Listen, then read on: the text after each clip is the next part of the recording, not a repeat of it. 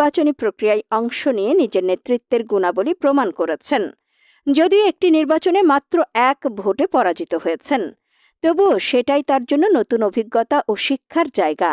তার কাছে এটি পরাজয় নয়, বরং আগামী দিনের জন্য অনুপ্রেরণা।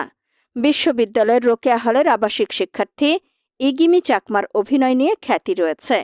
প্রাপ্তি তাপসী নামের একজন তার ফেসবুক পোস্টে লিখেন, নাট্য সম্পাদকে আমার ছোট বোন ইগিমি চাকমা মাত্র 1 ভোটের ব্যবধানে হেরেছে। ছাত্র শিবির সমর্থিত যেই প্রার্থী জয়ী হয়েছেন তিনি পেয়েছেন 1929 ভোট, ইগিমি পেয়েছে 1928 ভোট।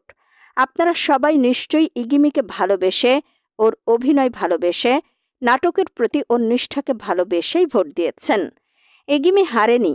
নাটকের মেয়ে ইগিমি আপনাদের এই ভালোবাসাতেই জিতে গেছে। ইগিমি মঞ্চে আরও নাটক করবে, মঞ্চ দাপিয়ে